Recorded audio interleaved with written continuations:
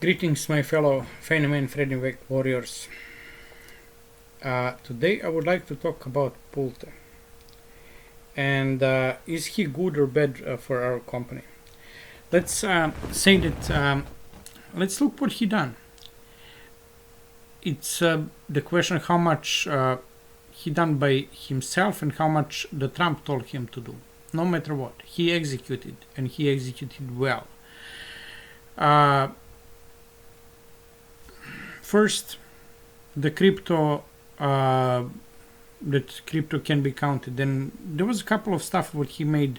Then the smaller homes can be take the mortgage. Then he done the 50-year mortgage. All of that is very good for the company as itself. That's how we should look. Is he good for the company or not? So he's doing good stuff for the company. He's expanding the market, making the mortgage more affordable, again expanding the market under his leadership. But it's all of that what is happening is actually because of the Trump. All of that is actually he also expand to the other markets. All of that is growing the volume the company can process and be involved. So it expands our market. It creates Fannie and Freddie Mac actually into a growing company that is like magnificent. He's on one side, on the other side with the fintech and everything, in reorganizing that aspect. He's making the company as a tech company. So we have like growth tech company that makes $17 billion profit, even more, like 30, if you combine Fannie and Freddie Mac, $30 billion. And in the future, with those improvements he implemented, it will be $50 billion. So is he a good guy for the Fannie and Freddie Mac? Capital, yes. Does everything comes from him, or like it is because of him? It doesn't matter, because he's the guy who is implementing, and he's implementing well. Some people don't like him, because he posted disclosure about risk disclosure in October 13th, and the stock price fell a lot. First, everything was good, the stock went to 15, 16 Fannie Mae, and some stuff happened and it fell. He tried actually to help, like what I see that he done is actually he posted that in order to tell us, like we're in IPO, the IPO and S1 started, and I'm posting risk disclosures, not to scare you of the company, but because that is one of the requirements. And if you're so smart, or a little bit smart, to understand why is that happening, why I'm posting the risk disclosure, because we are entering IPO, everything is ready, everything is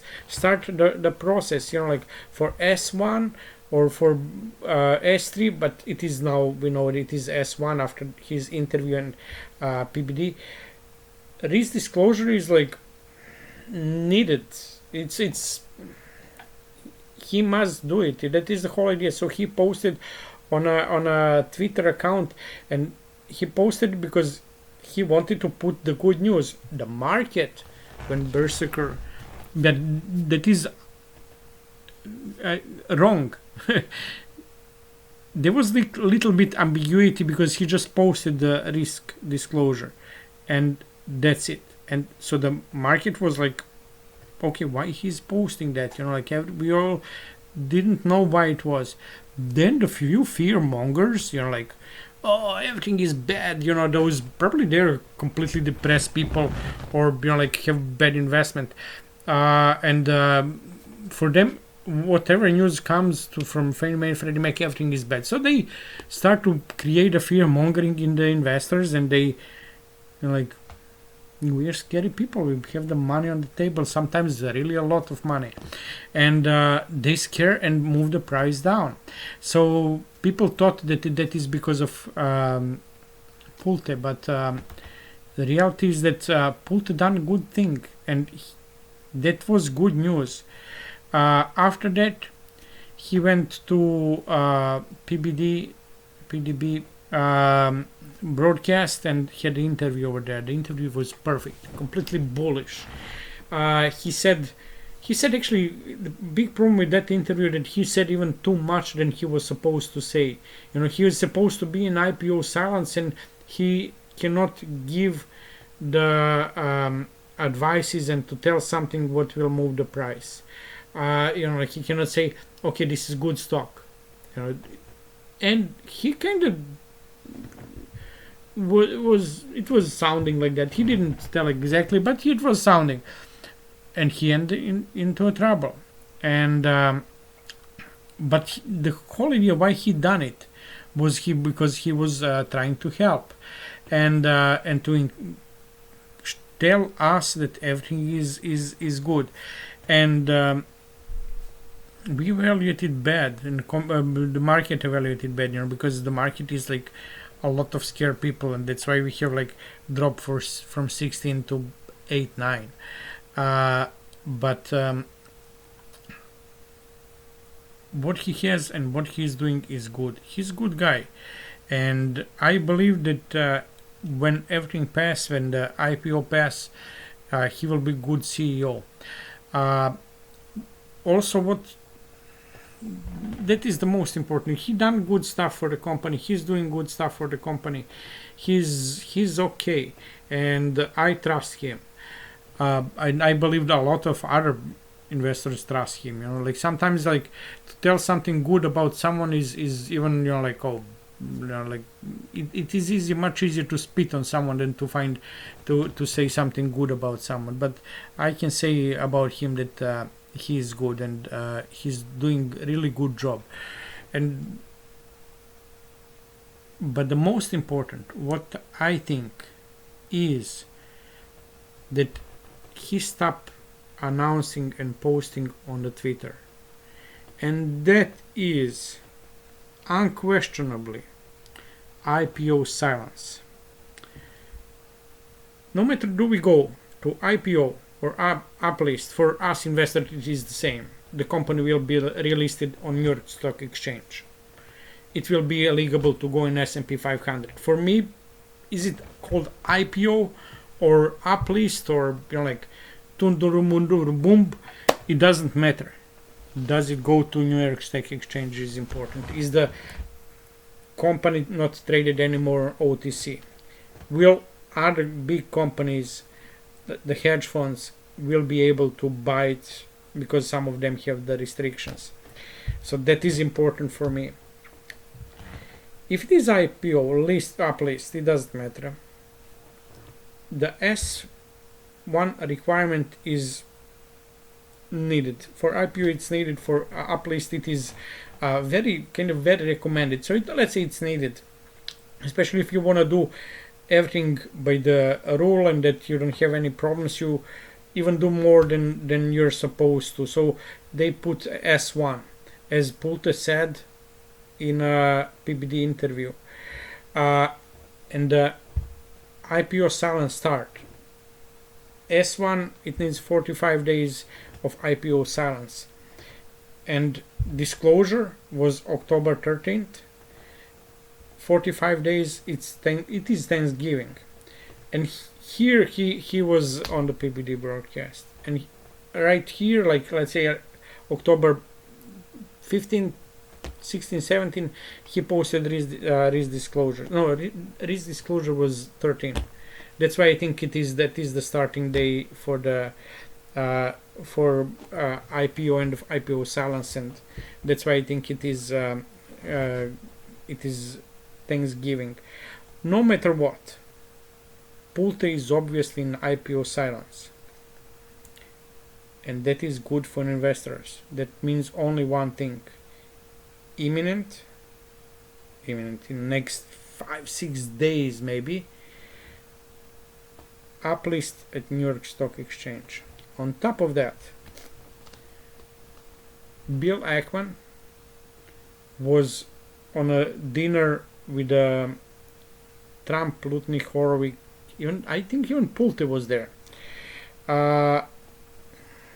He was there, and after that dinner, that was like last Friday, he made a presentation on Monday. He made very bullish presentation where he exposed and presented a lot of good things. You can watch that. Go to Twitter account of Bill Ackman and scroll down. You will see his announcements. So just Bill Ackman at Twitter. So he would not make such a bold statements as he done in a presentation unless he had approval from the bosses. He probably, like even that was on Monday or Tuesday when he had a presentation, and in a presentation on Tuesday he said that he spoke, I'm not sure is it with Besant or with somebody else, that he spoke with somebody about that, like yesterday. He said on Tuesday, yeah, I spoke with Besant yesterday, something like that. When he spoke with Besant yesterday, he asked about should he give the presentation or not, and probably I can just guess, but it was like, what kind of presentation? That kind of presentation. What we will say? I will say that. We will say that. No, I will say that. Okay, you can go. And he got green light for that presentation. He got green light not because he will embarrass himself, not because there are a bunch of lies in that presentation, but because it is very close to the truth. And his truth was, if the it is very bad. This is the point of the presentation. It is very bad for company to stay in conservatorship and under current rules and to go in IPO. That's why he don't think it is good to start the IPO. But if that change and we don't have that no more those conditions of the conservatorship, like terrible conservatorship, SPS agreement and everything what we have, if that change, then IPO can start immediately, IPO uplist, and that is good for the company. So when Bill Ackman referred to the not imminent uplisting, or let's say that it is not good to be, he referred that is because under current conditions with SPS, with extremely hard conservatorship, it is not good for IPO, and that's why it will fail. But if that is removed, yeah, then IPO can be. And how it can be removed? Literally with one sign of the paper with President Trump. As from the beginning, everything is in hand of Trump's pump, and we all wait for that he blinks, that all machinery start to work, and that's why it is good time to be alive by this. Fannie Mae and Freddie Mac, good luck, buddies. We're good. We're golden.